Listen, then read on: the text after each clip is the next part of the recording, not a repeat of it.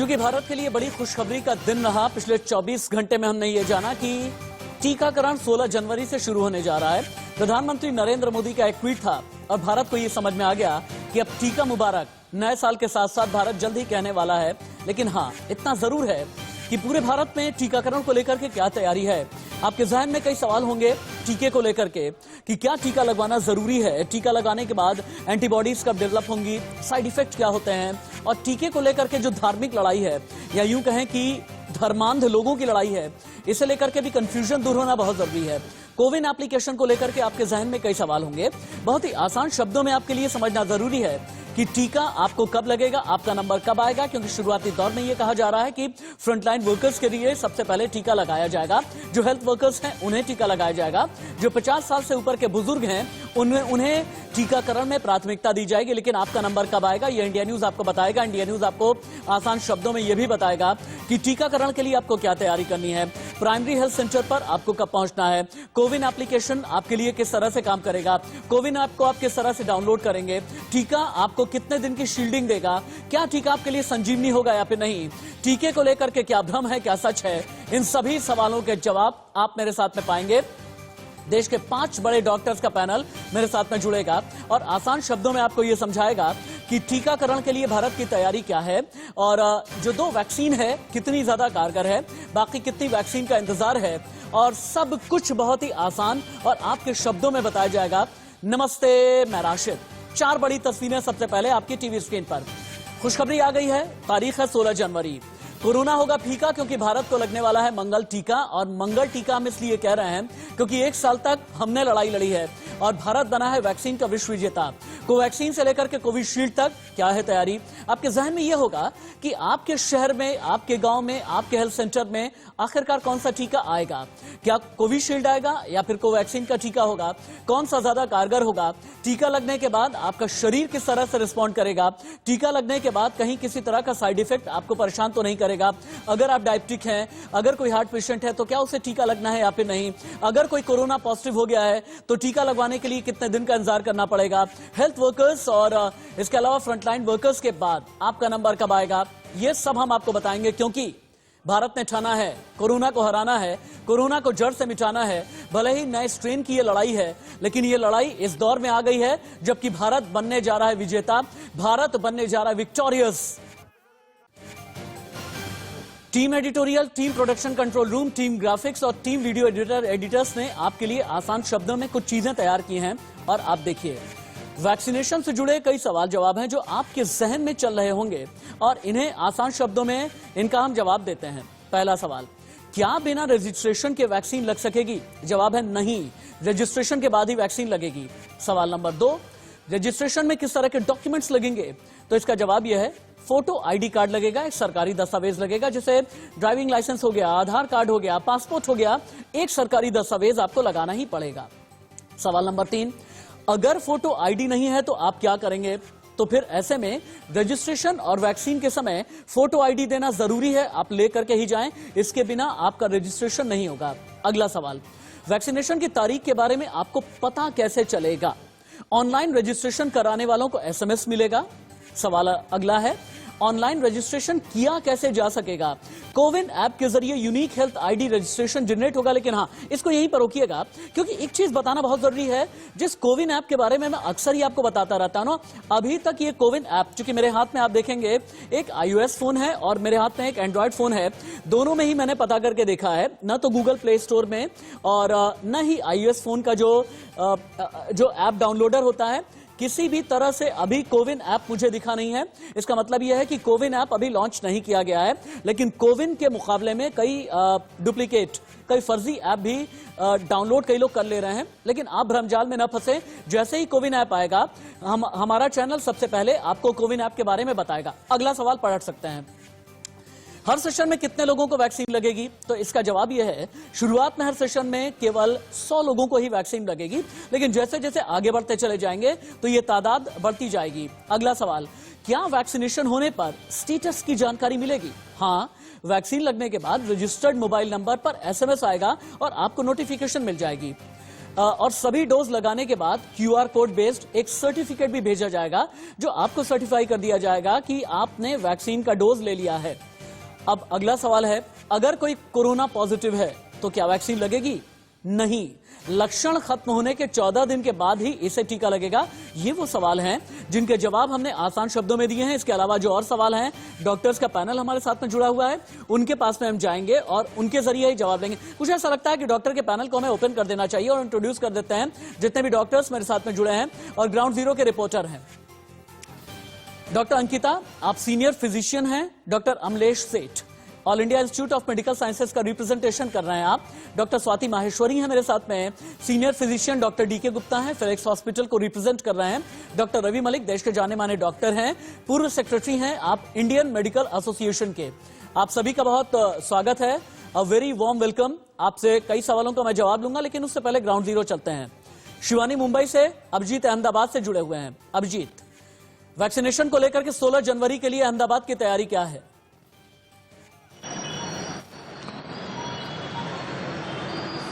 बिल्कुल राशिद, मैं बता दूं तो जिस तरह से वैक्सीनेशन की प्रक्रिया 16 जनवरी से शुरू होने वाली है और जिस तरह से वैक्सीनेशन की प्रक्रिया पूरे गुजरात में शुरू होगी और उसके लिए तैयारियां भी संपूर्ण की गई है। और मुख्यमंत्री विजय रूपाणी ने भी बताया कि जब 16 तारीख से ये जो वैक्सीनेशन स्टोरेज सेंटर है वहां से लेके वैक्सीनेशन सेंटर तक जाने के लिए जो वैक्सीन रखा जाएगा उसको जिस मात्रा में जिस डिग्री में रखना है उस डिग्री में रखा जाएगा और उसके बाद ट्रांसपोर्टेशन के जरिए से रीजनल वैक्सीन सेंटर पर ले जाएगा। वैक्सीनेशन जहां पर होना है वहां पर वैक्सीनेशन सेंटर पर पहुंचाया जाएगा। ठीक है, बहुत जल्दी मुंबई चलते हैं। शिवानी, मुंबई जिसने सबसे ज्यादा कोरोना का दंश झेला है, प्राइमरी हेल्थ सेंटर से लेकर के बाकी जगह पर तैयारी क्या है? और मैं जानना ये चाहूंगा, क्या कोविन ऐप को लेकर के आपके पास में कोई जानकारी है? क्योंकि कहा यह जा रहा है कि जैसे ही कोविन ऐप लॉन्च होगा रजिस्ट्रेशन प्रोसेस शुरू हो जाएगा। शिवानी, सबसे पहले ऐप की तो फिलहाल अब तक ऐप को लॉन्च नहीं किया गया है, लेकिन जल्दी ही जिस तरह से 16 तारीख वैक्सीनेशन की डेट सामने आ चुकी है, इससे अंदाजा लगाया जा रहा है कि वैक्सीनेशन के 24 घंटे पहले या 48 घंटे पहले जो ऐप है वो भी लॉन्च कर दिया जाएगा। उसके अलावा अगर वैक्सीनेशन की प्रक्रिया की बात मुंबई में की जाए तो कुल मिलाकर 8 सेंटर अब तक तैयार हो चुके हैं जो मुंबई के बड़े बड़े हॉस्पिटल्स हैं। और BMC द्वारा जो उनके एडिशनल कमिश्नर है उनका ये दावा है कि अगर सारे सेंटर सही चले और वैक्सीनेशन की जो प्रक्रिया है वो सही चली तो लगभग एक दिन में 50,000 लोगों को वैक्सीनेट किया जाएगा और पूरी मुंबई को 4 महीने के भीतर ही वैक्सीनेशन। शिवानी, दोबारा आपके पास में आते हैं। डॉक्टर अमलेश, आपसे पहला सवाल बहुत आसान शब्दों में, चूंकि बहुत ही क्विकली मैं चलना चाहता हूं और सभी के साथ में, ताकि हर एक सवाल का मैं जवाब ले लूं। वैक्सीन के कितने डोज दिए जाएंगे? एंटीबॉडी बनने में कितना वक्त लगेगा? क्या साइड इफेक्ट होंगे और किस तरह के होंगे? इन 3 सवालों के जवाब अगर आप दे सकें। देखिए, 2 डोज लगेंगे और बीच में 4 से 6 हफ्ते का गैप होगा। और एंटीबॉडी बनने में पहले वैक्सीन से ही 2-3 हफ्ते में एंटीबॉडी बननी शुरू हो जाएगी। मगर जो सेकंड डोज या बूस्टर डोज है उसके बाद एंटीबॉडी प्रोडक्शन ज्यादा बढ़ जाएगा। ठीक है। और उसके अगले 2-3 हफ्ते बाद एंटीबॉडी का पीक आ जाना चाहिए, या ज्यादा 4-6 हफ्ते में एंटीबॉडी का पीक आ जाना चाहिए। ठीक है। जहाँ तक साइड इफेक्ट्स का सवाल है, साइड इफेक्ट्स मिनिमल रहते हैं। और जहाँ पे टीका लगता है उस जगह थोड़ी सी पेन रहती है, एक आध दिन का कोई बुखार वगैरह हो सकता है। काफी लोगों को ऐसा हल्का फुल्का बुखार होता है जो एक आध दिन में क्रोसिन या पैरासिटामोल की टैबलेट से कंट्रोल में आ जाता है। ठीक है। डॉक्टर अंकिता, अगला सवाल आपसे, मुझे कैसे पता चलेगा कि मैं वैक्सीनेशन के लिए पात्र हूं? Means am I eligible for the vaccination और नॉट? मुझे कैसे पता चलेगा?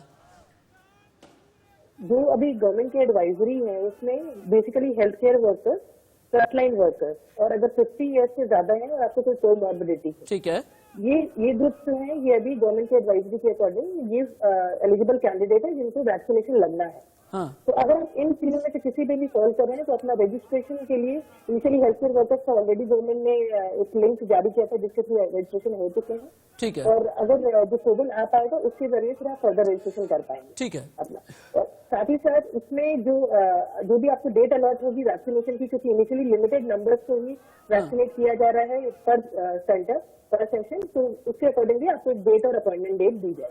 ओके मैम, दोबारा आते हैं आपके पास में। इससे पहले कि मैं डॉक्टर रवि मलिक और डॉक्टर स्वाति के पास में चलूं, वैक्सीनेशन की ABC दर्शकों के लिए जाननी बहुत जरूरी है।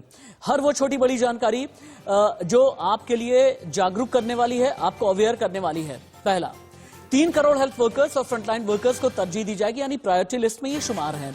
50 साल से ज्यादा उम्र और गंभीर बीमारी वालों को प्राथमिकता दी जाएगी। करीब 30 करोड़ लोगों को सबसे पहले टीका लगाया जाएगा। वैक्सीन के 2 डोज होंगे जो 28 दिन के अंतर पर लगाए जाएंगे। सभी को 2 डोज लगाने होंगे, तभी वैक्सीन शेड्यूल पूरा होगा। सेकेंड डोज के 2 हफ्ते के बाद कोरोना से बचाने वाली एंटीबॉडीज डेवलप होंगी। एंटीबॉडीज यानी वो प्रोटीन जो वायरस, बैक्टीरिया, फंगल इन्फेक्शन के हमले को पूरी तरह से बेअसर कर देता है। लेकिन हाँ, वैक्सीन को लेकर के कई भ्रम हैं, कई सच हैं। अब भ्रम और सच क्या है, अब आप ये जान लें एक एक करके। पहला, वैक्सीन में सुअर की चर्बी नहीं। इंडियन कंपनीज ने सीधे तौर पर यह कह दिया है कि नहीं, जिलेटिन में कोई भी सुअर की चर्बी नहीं है, और इस चीज को लेकर के साफ कर दिया गया है। अगला, कुछ लोग ये कहने लगे हैं कि वैक्सीन को लेकर रजिस्ट्रेशन शुरू हो गया है, तो हम आपकी जानकारी के लिए बता दें कि अभी तक किसी भी तरह की रजिस्ट्रेशन प्रोसेस की शुरुआत नहीं हुई है। अगला, कोरोना के नए स्ट्रेन में वैक्सीन कारगर नहीं है, ऐसा नहीं है। कोरोना जैसे जैसे म्यूटेट होता जा रहा है, वैक्सीन उसी तरह से काम करेगी, इस बात को लेकर के सुनिश्चित किया गया है। अगला जो भ्रम फैलाया जा रहा है, टीकाकरण से हर एलर्जी वाले को खतरा होगा, नहीं। नुकसान वाली एलर्जी की लिस्ट बहुत ज्यादा छोटी है, यानी जो साइड इफेक्ट हैं उनकी लिस्ट बहुत छोटी है। वैक्सीनेशन से आपका डीएनए बदल जाएगा, आपका आरएनए बदल जाएगा, आपका गुणसूत्र यानी कि क्रोमोसोम बदल जाएगा, नहीं। किसी भी तरह का जेनेटिक परिवर्तन नहीं होता है, और अगर इस तरह का झूठ कोई फैला रहा है तो ये गलत है। वैक्सीनेशन को लेकर के पूरी तैयारी क्या है, अगर एक बार में ही मैं आपको दिखाऊं तो आप इस ग्राफिक के जरिए समझ सकते हैं। 1 करोड़ हेल्थ वर्कर होंगे, 2 करोड़ फ्रंटलाइन वर्कर्स होंगे, 27 करोड़ बुजुर्ग होंगे जो 50 साल से ज्यादा की उम्र के हैं, और इन्हीं 27 करोड़ में कई ऐसे भी लोग होंगे जो गंभीर बीमारी से ग्रसित हैं, यानी 30 करोड़ का ये पूरा डेटा अब इकट्ठा कर लिया गया है और ये डेटाबेस तैयार कर लिया गया है, और इन्हें ही सबसे पहले वैक्सीनेशन इनका ही कराया जाएगा। अगले आप ये देखें कि 3 चरण क्या है वैक्सीनेशन के, जिनके जरिए एक बार में ही आप समझ जाएंगे कि वैक्सीनेशन प्रोसेस में होना क्या है। पहले तो आप देखें, ये जो यहां पर फेज 1 लिखा हुआ है, फैक्ट्री से जो टीका है ये प्राइमरी हेल्थ सेंटर तक पहुंचेगा। उसके बाद फिर वैक्सीनेशन की प्रक्रिया होगी, यानी आपको टीका लगाया जाएगा। उसके बाद काफी देर के लिए आपको बिठाया जाएगा, एक मॉनिटरिंग रूम में बिठाया जाएगा, ताकि अगर कोई साइड इफेक्ट आप में हो रहा है, अगर आपके शरीर में किसी भी तरह की दिक्कत हो रही है, तो इसे भी मॉनिटर किया जाएगा। और फिर उसके बाद आपको उसी तरह से जो हेल्थ एड होती है, यानी उसी तरह से फिर आपको डॉक्टर मदद करेंगे, हेल्थ वर्कर्स मदद करेंगे। एक बार फिर से डिबेट को ओपन कर देते हैं, जितने भी गेस्ट हैं उन्हें इंट्रोड्यूस कर दिया जाए, री इंट्रोड्यूस कर दिया जाए। डॉक्टर रवि मलिक, आदित्य और खुर्रम के पास में चलेंगे, लेकिन डॉक्टर रवि मलिक, वैक्सीन लगने के बाद मुझे किस तरह की सावधानी बरतनी है, पहला एक तो आपसे ये सवाल है। और एक सवाल और भी है, अगर कोई शख्स कैंसर, डायबिटीज, हाइपरटेंशन जैसी बीमारियों की दवा ले रहा है, क्या उसे वैक्सीन लगवानी चाहिए या नहीं?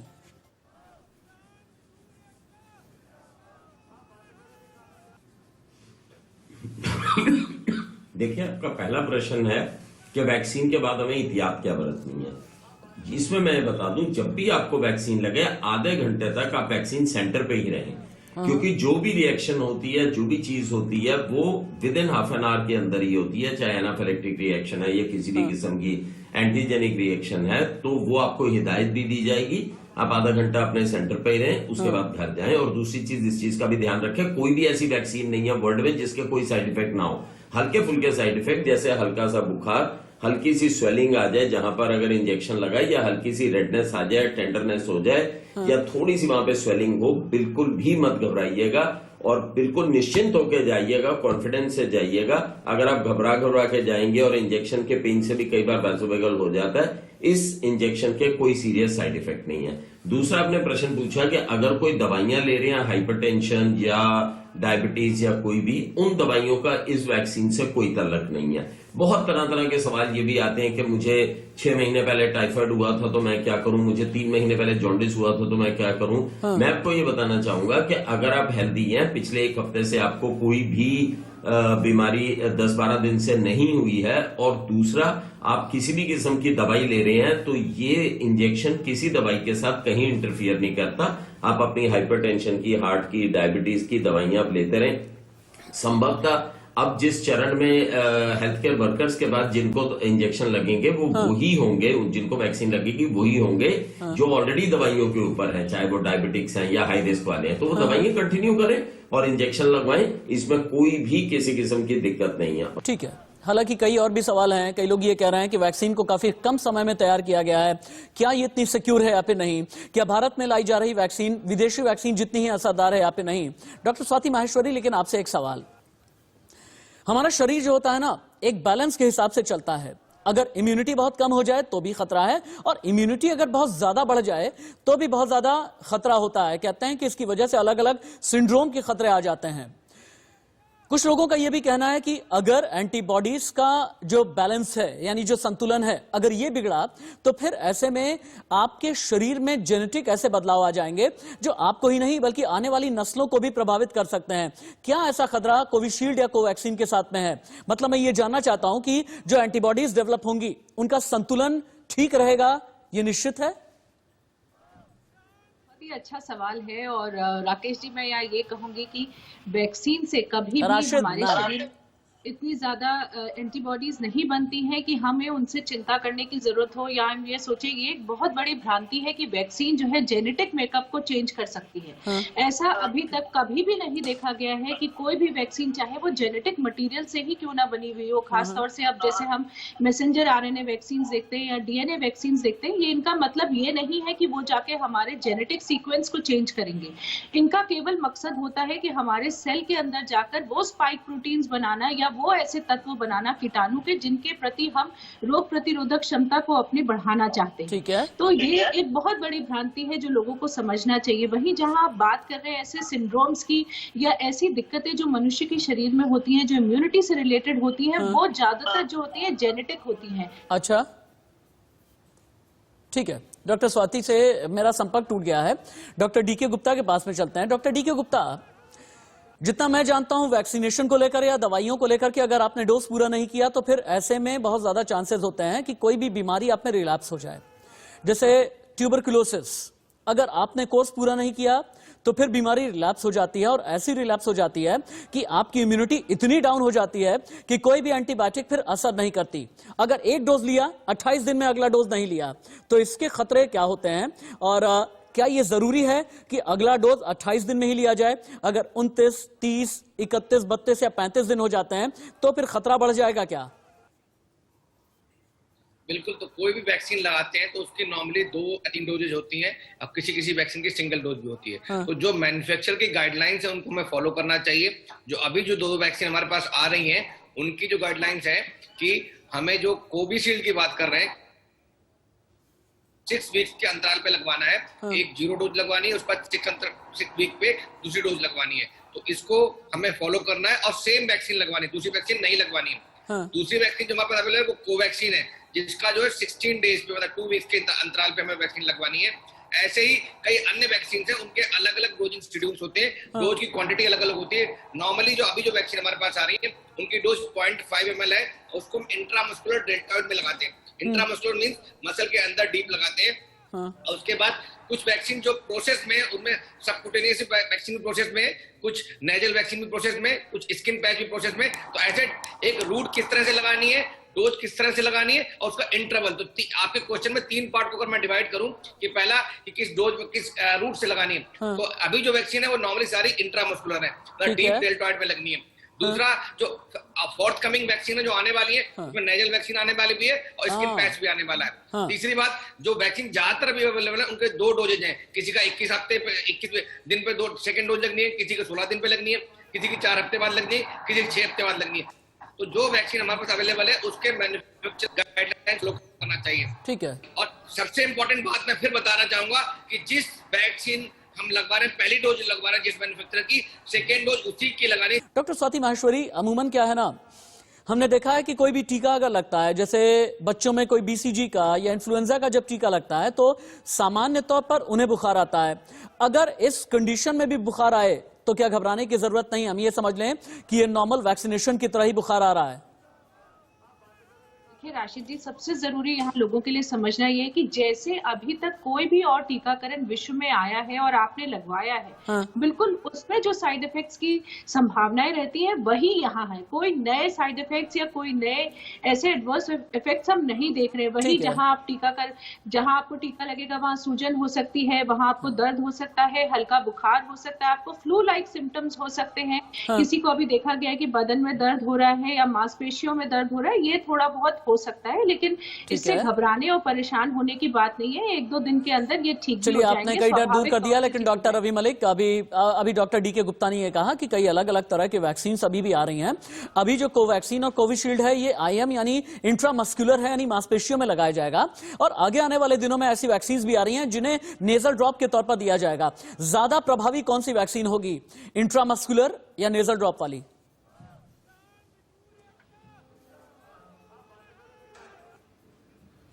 देखिए, जब भी ये वैक्सीन्स बनती हैं ये ट्रायल से निकलती हैं और ये प्रभावी होती हैं तभी ये मार्केट में आती हैं। तो इंट्रानेजल वाली भी उतनी ही प्रभावी होगी जितनी इंट्रामस्कुलर वाली होगी। अच्छा। वैक्सीन्स जो है डिफरेंट रूट से दी जाती हैं, स्किन पैच के बेस से भी दी जाती हैं। अब एक रोटा वायरस वैक्सीन है जो मुंह से हम पिलाते हैं बच्चों को।